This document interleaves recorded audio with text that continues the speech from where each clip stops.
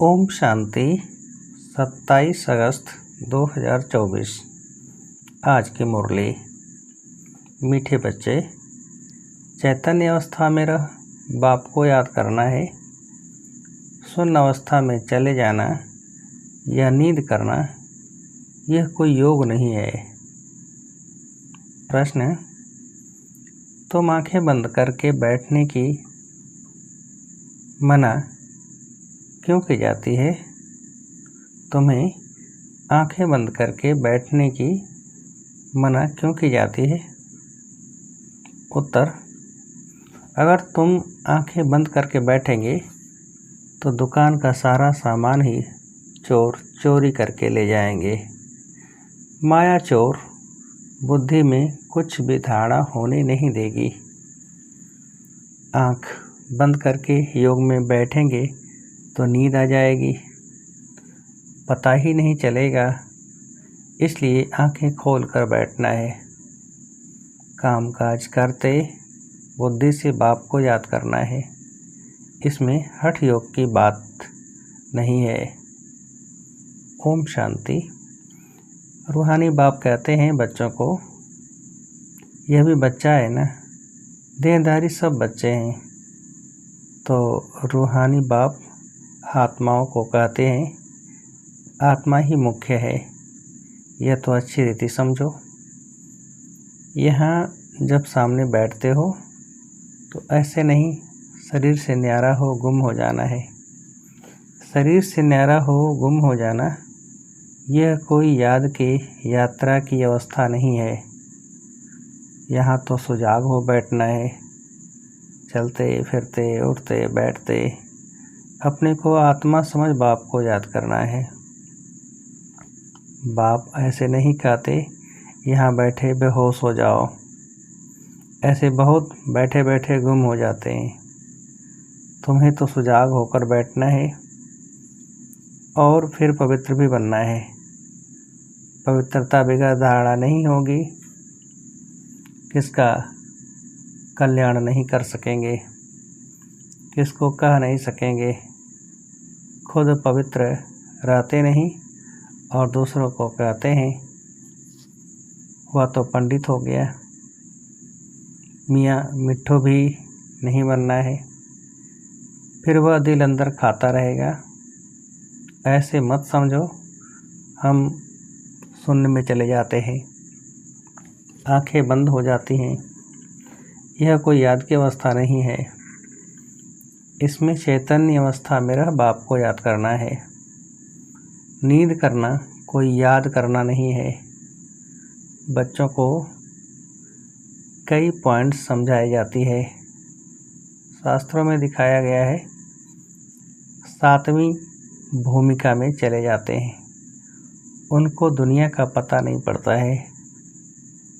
तुमको तो दुनिया का पता है ना, ये अच्छी दुनिया है। बाप को कोई जानते नहीं है। अगर बाप को जानते तो सृष्टि चक्र को भी जान जाए। बाप बतलाते हैं यह चक्र कैसे फिरता है, मनुष्य पुनर्जन्म कैसे लेते हैं। सतयुग में भल बड़ी आयु हो जाती है तो भी बदसूरत नहीं होंगे। बाकी सन्यासियों का तो है हठ योग, आंखें बंद करना, गुफाओं में बैठे बैठे बदसूरत बन जाना। तुमको तो बाप कहते हैं गृहस्थ व्यवहार में रहते सुजाग रहना है। शून्य में चले जाना यह कोई अवस्था नहीं है।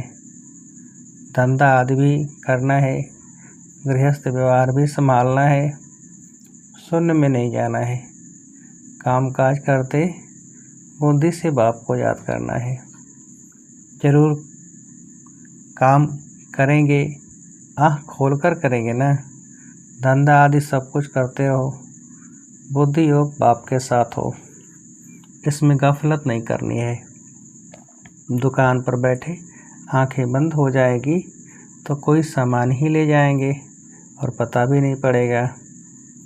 यह कोई अवस्था नहीं, हम देह से न्यारे हो जाते हैं। यह सब हठ योगियों की बातें हैं, रिद्धि सिद्धि वाले करते हैं। बाप तो अच्छी रीति बैठ समझाते हैं। इसमें आंखें नहीं बंद करनी है।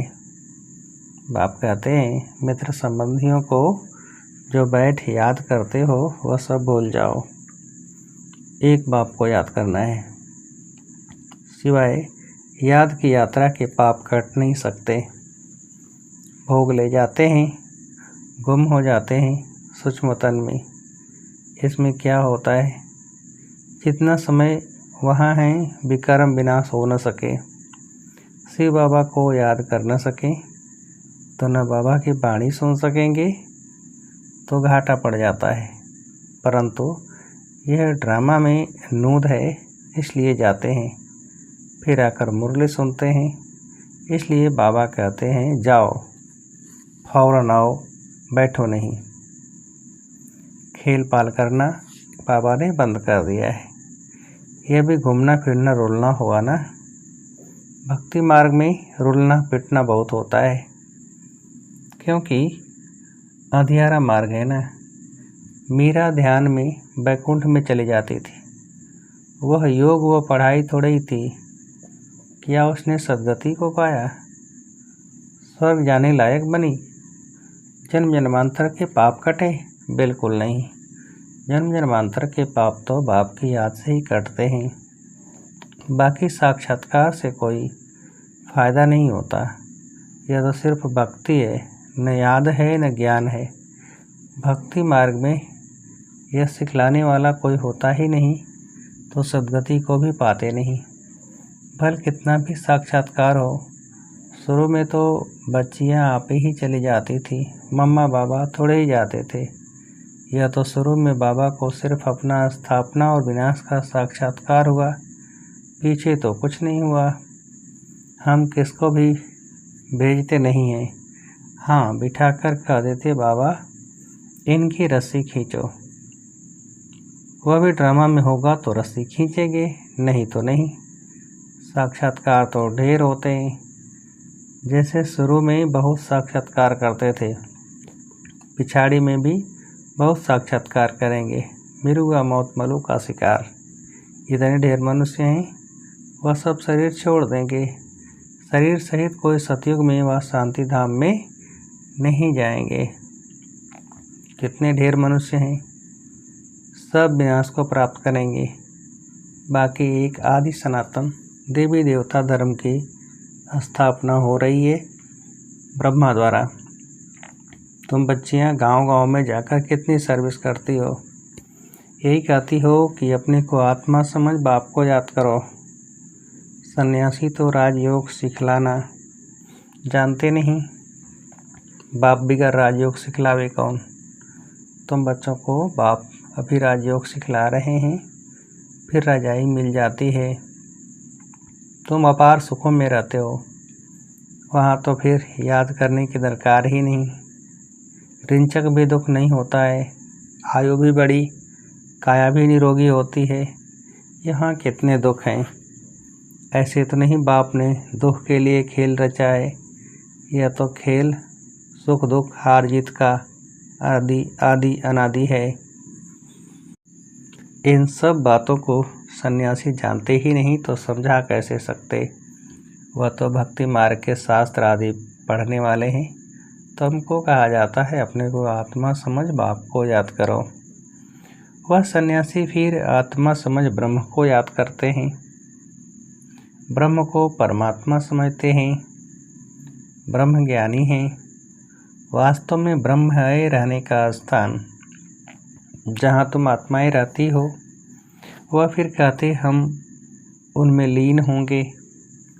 उनका ज्ञान ही सारा उल्टा है। यहाँ तो बेहद का बाप तुम बच्चों को पढ़ाते हैं।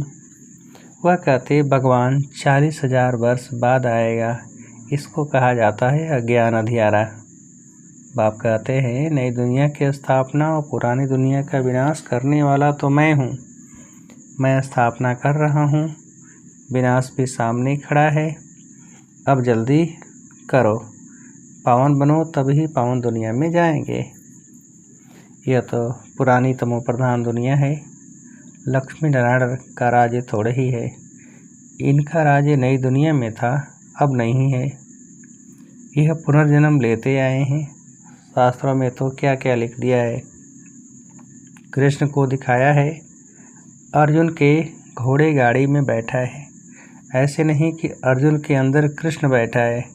कृष्ण तो देहधारी था ना, न कोई लड़ाई याद की बात है। उन्होंने तो पांडवों और कौरवों का लश्कर अलग अलग कर दिया है। यहाँ तो वह बात नहीं। यह भक्ति मार्ग के अथाह शास्त्र हैं। सतयुग में यह होते नहीं। वहाँ तो ज्ञान की प्रारब्ध राजधानी है। वहाँ सुख ही सुख है। बाप नई दुनिया स्थापन करते हैं तो ज़रूर नई दुनिया में सुख होगा ना। बाप कभी पुराना मकान बनाते हैं क्या? बाप तो नया मकान बनाते हैं। उस दुनिया को ही सतो प्रधान दुनिया कहा जाता है। अभी तो सब तमो प्रधान अपवित्र हैं, पराये रावण राज में बैठे हैं। राम तो कहा जाता है शिव बाबा को। राम राम कह राम नाम का दान देते हैं। अब कहाँ राम, कहाँ शिव बाबा। अब शिव बाबा तुम बच्चों को कहते हैं मामे कम याद करो। जहाँ से आए हो वहाँ ही फिर जाना है। जब तक बाप को याद कर पवित्र नहीं बनेंगे तो वापस भी जा नहीं सकेंगे। तुम्हारे में भी कोई बिरले हैं जो अच्छी रीति बाप को याद करते हैं। मुख से तो कहने की बात नहीं, भक्ति में राम राम मुख से कहते हैं। कोई नहीं कहेंगे तो समझेंगे नास्तिक है। कितना आवाज़ करके गाते हैं। जितना झाड़ बड़ा होता है उतनी भक्ति की सामग्री बड़ी होती जाती है। बीज कितना छोटा होता है। तुमको कोई चीज़ नहीं, कोई आवाज़ नहीं, सिर्फ कहते हैं अपने को आत्मा समझ मुझे याद करो। मुख से कहना भी नहीं है। लौकिक बाप को भी बच्चे बुद्धि से याद करते हैं।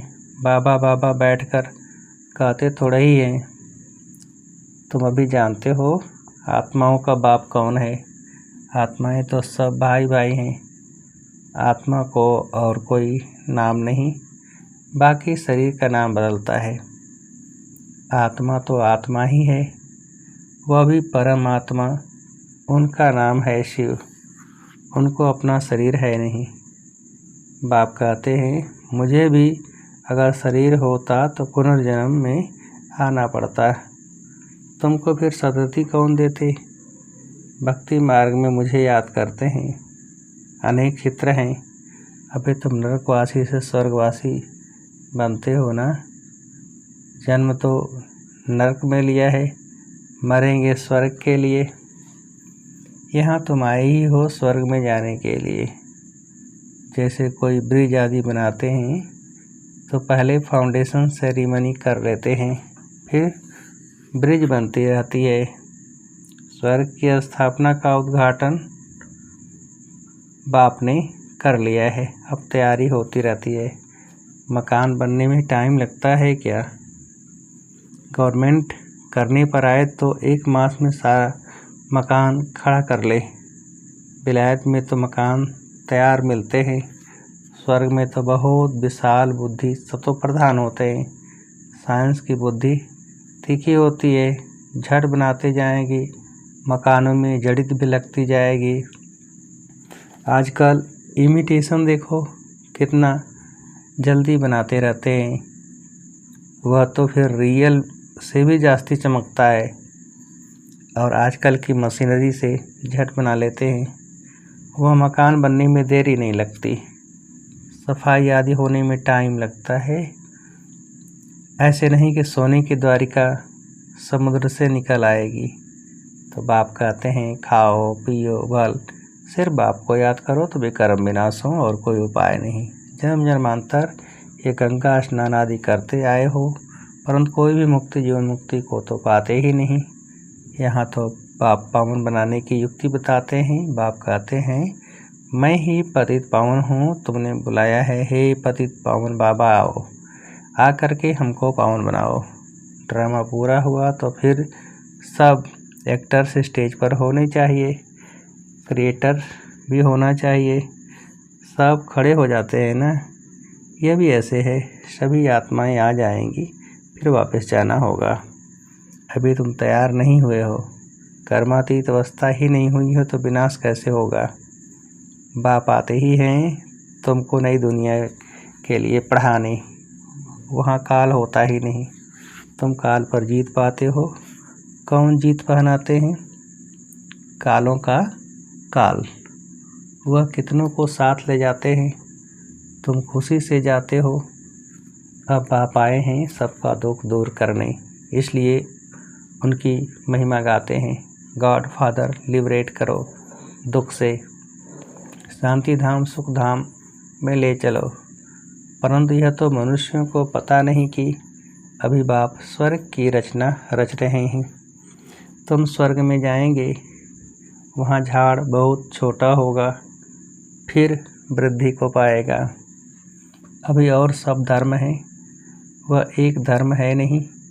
नाम रूप राजाई आदि बदल जाती है, पहले डबल ताज फिर सिंगल ताज वाले होते हैं। सोमनाथ का मंदिर बनाया है, कितना धन था। सबसे बड़ा मंदिर एक है जिसको लूट कर ले गए। बाप कहते हैं तुम पद्मा पदम भाग्यशाली बनते हो। कदम कदम पर बाप को याद करते रहो तो बाप पदम इकट्ठे होंगे। इतनी कमाई बाप को याद करने से होती है। फिर ऐसे बाप को याद करना तुम भूलते क्यों हो। जितना बाप को याद करेंगे, सर्विस करेंगे, उतना ऊंच पद पाएंगे। अच्छे अच्छे बच्चे चलते चलते गिर पड़ते हैं। काला मुंह किया तो की कमाई चट हो जाती है। ज़बरदस्त लॉटरी गंवा देते हैं। अच्छा, मीठे मीठे सिकिलधे बच्चों प्रति माता पिता बाप दादा का याद प्यार और गुड मॉर्निंग। रूहानी बाप की रूहानी बच्चों को नमस्ते। हम रूहानी बच्चों की रूहानी बाप को नमस्ते।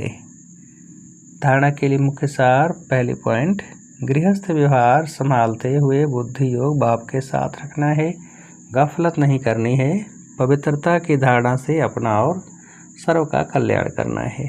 दूसरी पॉइंट, याद की यात्रा और पढ़ाई में ही कमाई है, ध्यान दीदार तो घूमना है, इसलिए उससे कोई फ़ायदा नहीं। जितना हो सके सुजाग हो, बाप को याद कर अपने विकर्म विनाश करने हैं। वरदान, श्रेष्ठ स्मृति द्वारा श्रेष्ठ स्थिति और श्रेष्ठ वायुमंडल बनाने वाले सर्व के सहयोगी भव। विस्तार, योग का अर्थ है श्रेष्ठ स्मृति में रहना। मैं श्रेष्ठ आत्मा श्रेष्ठ बाप की संतान हूँ। जब ऐसी स्मृति रहती है तो स्थिति श्रेष्ठ हो जाती है। श्रेष्ठ स्थिति से श्रेष्ठ वायुमंडल स्वतः बनता है, तो अनेक आत्माओं को अपनी ओर आकर्षित करता है। जहाँ भी आप आत्माएं योग में रहकर कर्म करती हो, वहाँ का वातावरण वायुमंडल औरों को भी सहयोग देता है। ऐसी सहयोगी आत्माएं बाप को और विश्व को प्रिय हो जाती हैं। स्लोगन, अचल स्थिति के आसन पर बैठने से ही राज्य का सिंहासन मिलेगा। अचल स्थिति के आसन पर बैठने से ही राज्य का सिंहासन मिलेगा। अच्छा, ओम शांति।